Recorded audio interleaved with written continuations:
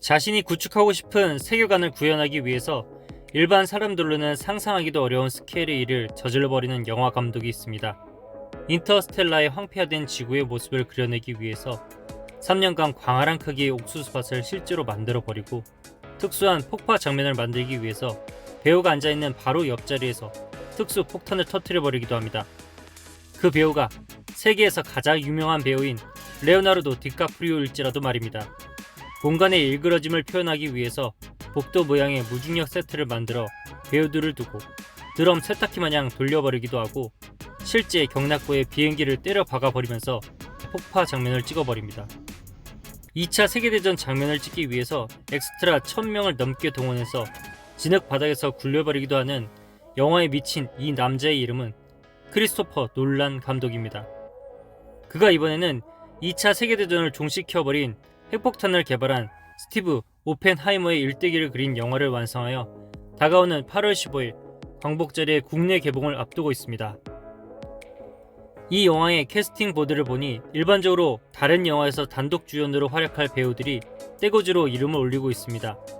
이번 시간에는 영화 오펜하이머에 캐스팅된 배우들과 그 역할들을 보면서 오펜하이머와 깊은 관계를 맺고 있는 인물들에 대해 이야기 나눠보겠습니다.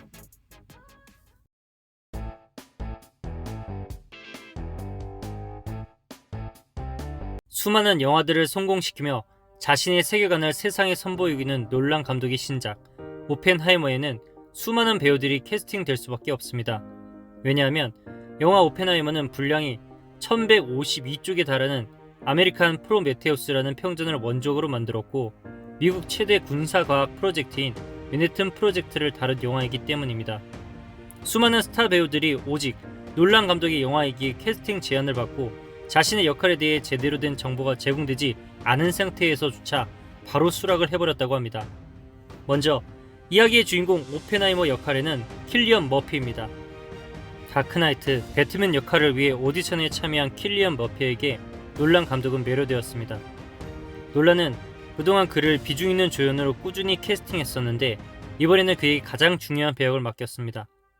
킬리언 머피는 인류 멸망을 이끌 수도 있게 만든 악마의 무기라고 불리는 핵폭탄을 개발한 오펜하이머 박사를 연기하기 위해 자신이 할 수 있는 모든 것을 다 하겠다고 굳게 다짐하고 혼신의 연기를 펼쳤다고 합니다.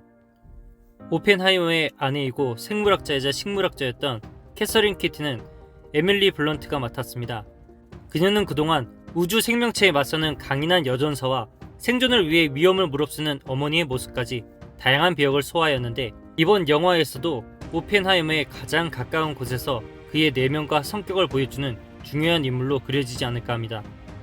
미국 국방성 펜타곤 설립을 주도하기도 하였던 레슬리 그로브스 주니어 장군 역할은 맷 데이먼이 맡게 되었는데 맨해튼 프로젝트를 총괄하는 군사 책임자로서 오펜하이머와 협력하기도 하면서도 서로를 견제하기도 하는 복합적인 관계를 표현하기에 적임자라고 생각합니다. 오펜하이머의 옛 연인이자 불륜 관계를 맺었던 정신과 의사 진 테트로 역할에는 블랙 위도우를 통해 마블 시네마틱 유니버스에 합류한 플로렌스 퓨가 이름을 올렸습니다. 진 테트록은 공산주의 이념에 크게 심취되어 있었고 그런 그녀의 정치적인 색채로 인해 맨해튼 프로젝트의 성공 이후 오펜하이머가 소련의 스파이로 의심받는 위기에 처하게 되는데 결정적인 역할을 하게 됩니다.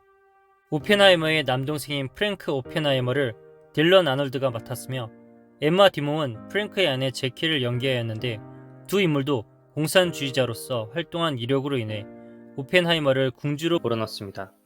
냉전 시기 초기 미국 원자력위원회는 소련과의 무기개발 경쟁에서 앞서 나가야 한다고 강력하게 주장하였고 그 과정에서 수소폭탄 개발을 추진하였습니다. 오펜하이머는 그동안 무기 개발의 위험성을 실감하고 수소폭탄 개발을 반대하였습니다.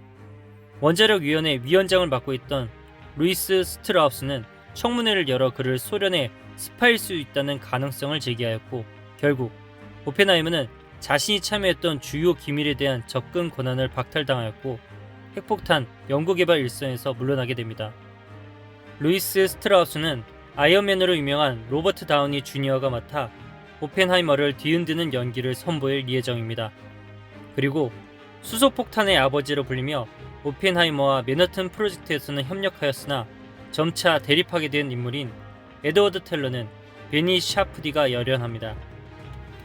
핵폭탄 방식에 대한 접근 방법이 달라 프로젝트 내에서 라이벌 관계를 맺었고, 이후 수소폭탄 개발과 관련해서 대립각을 세웠던 인물입니다. 진주만을 통해 스타덤에 올랐던 조시 하트넷은 오랜만에 할리우드 메인스트림의 배역을 맡았는데, 그가 맡은 역할은 어니스트 로렌스입니다.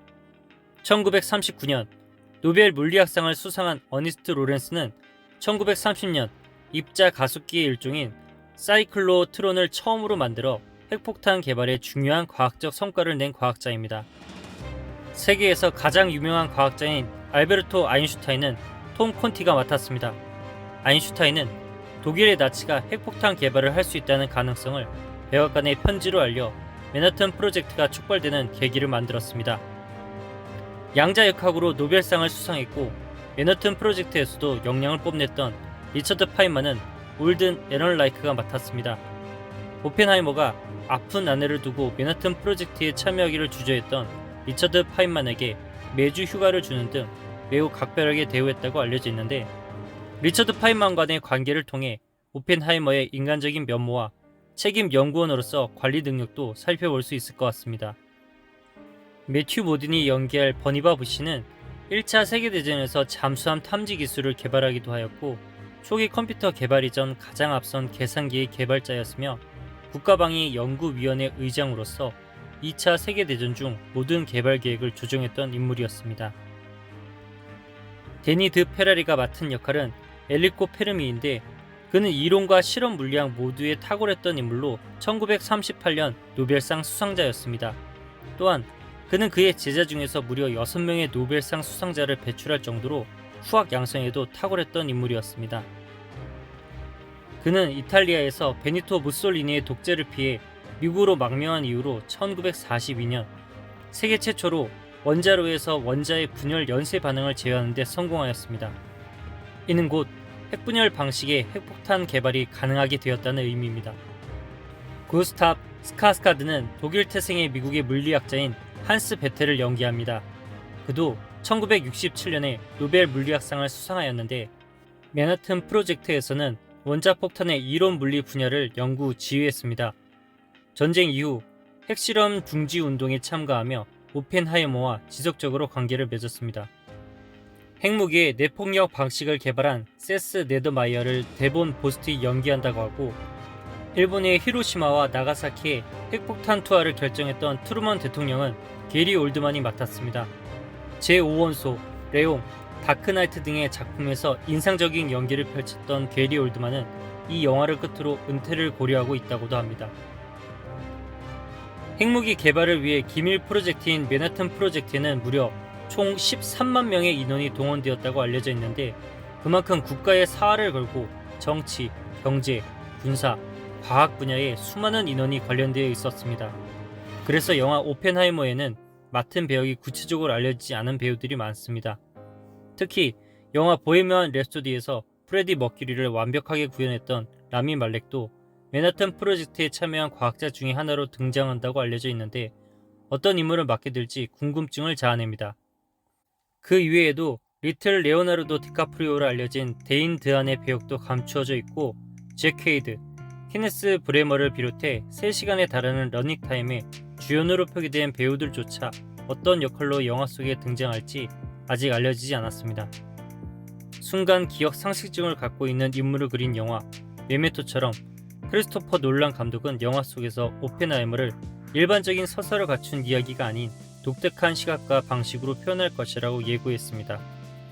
많은 인물들이 복잡하게 얽힌 이야기인 만큼 시대적인 배경과 많은 인물들에 대한 사전 정보를 갖고 있으면 훨씬 풍부하게 영화를 즐길 수 있을 것 같습니다.